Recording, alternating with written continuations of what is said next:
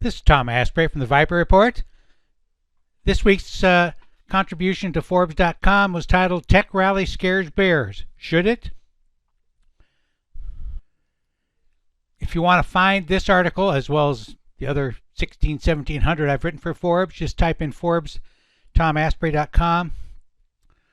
You'll get this whole link and you'll see this most recent article as well as last week's post where I was talking about, the market bears think that a recession is inevitable and that earnings won't match expectations, and this last week's action suggests that might not be the case. I will put a link into this latest article when the video is posted. So let's look at some charts.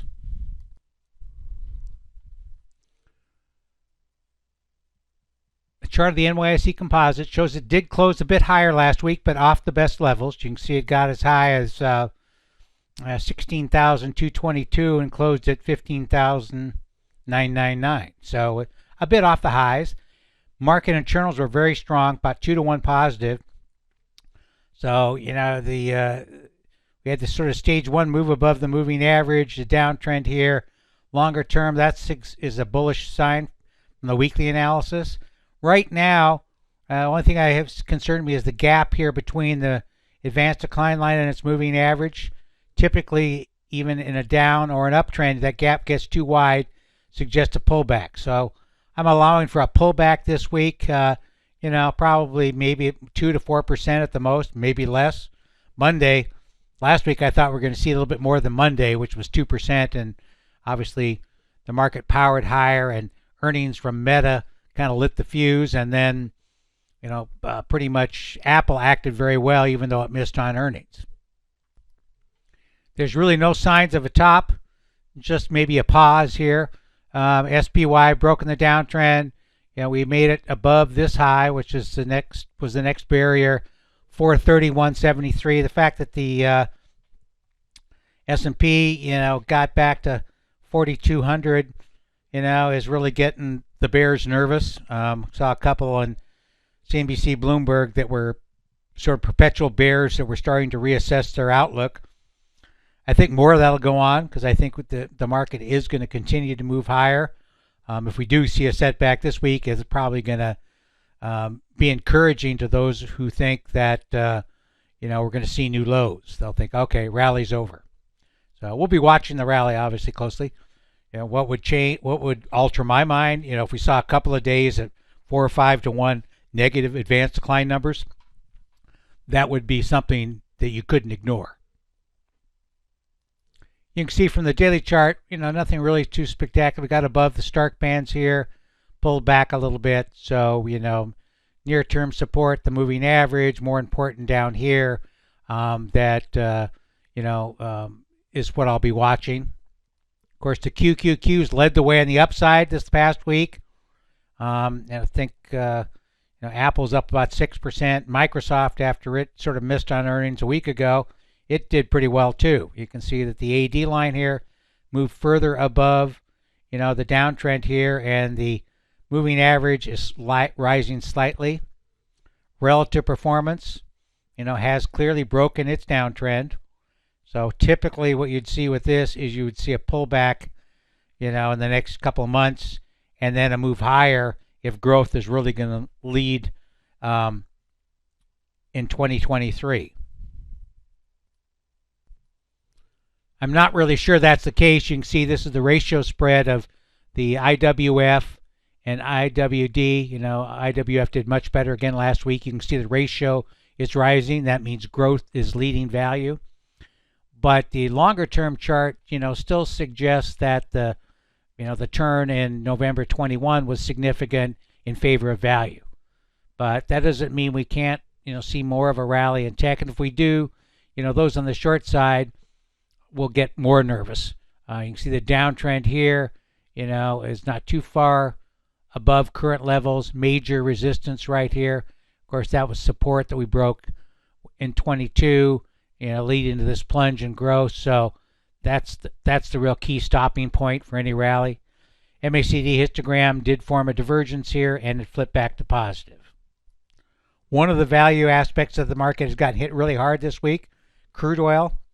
A week or two ago when I talked about it, you can see the OBV had broken its downtrend, moved above its moving average, and it had quite a reversal last week, starting with Monday's decline, slight bounce on Tuesday, and then we went from above 80 down to a low of 73.50, and there's a breakdown. The volume was pretty heavy on the decline, as indicated by the OBV is reversed back sharply to the downside. So now if we get a rally or firming in crude oil prices, it's probably going to set the stage for another decline.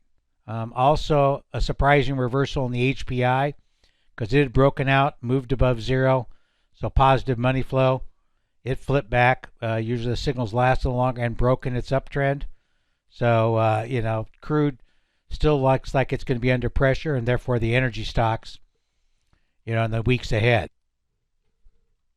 On the plus side, here's a chart of the NYSE composite. You can see we made it up to this resistance level B and have pulled back slightly. The AD line looks pretty strong. It's already up to the August highs. So, that's, you can visualize a line across here. So after a pullback, if we get one, that'll be the next key level to watch. You can see the new highs had a nice spurt up to over 200 in the NYSE, and new lows very showing no bounce at 4. Some of the short-term measures of the market do suggest we could see a pullback this week. Besides the fact that the call buying hit an all-time record on Thursday, and it looked like kind of a FOMO market, and certainly when you see a bunch of analysts trying to switch their long-term bearish position, its sort of inflection point was possible last week on a short-term basis. You can see we formed lower highs. This is the NYSE advanced minus decline oscillator. Peaked at 1400 this week, new high only just above 1000. So, if you're looking for a drop down to this minus 400 to 600 area, possibly even down into this low here next week. And so that should create another buying opportunity. That is also consistent with this breadth analysis. So here we have the S&P stocks above their 20-day exponential moving average.